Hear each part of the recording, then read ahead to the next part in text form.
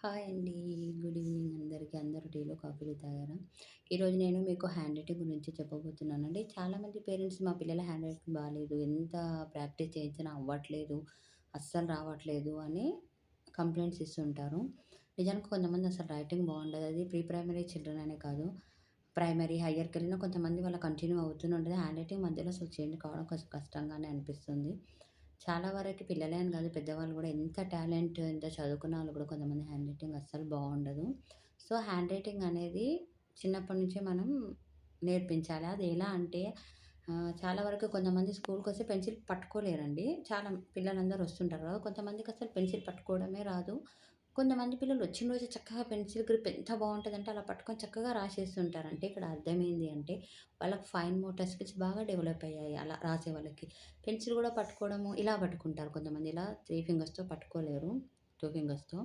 అంటే వాళ్ళకి fine motor skills develop అవ్వలేదు. వాళ్ళకి కొంచెం టైం పడుతుంది. ఇంకా స్కూల్‌లో యాక్టివిటీస్ అవి చేయిస్తుంటారు కాబట్టి ఓకే. వాళ్ళు సెట్ అవుతారు చిన్న ఏజ్‌లోనే. అవ్వని వాళ్ళ రైటింగ్స్ కొంచెం బాగుండవు. అయితే ఇవన్నీ స్కూల్‌కి రావడానికి ముందే ఒక కన్నతల్లి వీళ్ళని ఫైన్ మోటార్ స్కిల్స్ డెవలప్ చేయగలుగుతుంది. అది ఎంతవరకు పేరెంట్స్ తెలుసో తెలియదో నాకు తెలియదు. బట్ నేను చెప్తాను. ఫైన్ మోటార్ స్కిల్స్ డెవలప్ అయ్యేది స్కూల్‌లో టీచర్ రాపిస్తేనే కాదు. టీచర్ చేసే యాక్టివిటీస్ ద్వారానే కాదు. మీరు ఇంట్లో కూడా చేసుకోవచ్చు. మామూలుగా పాత రోజుల్లో ఇసుకలో ఆడుకునేవాళ్ళు పిల్లలు. మట్టిలో ఆడుకునేవాళ్ళు.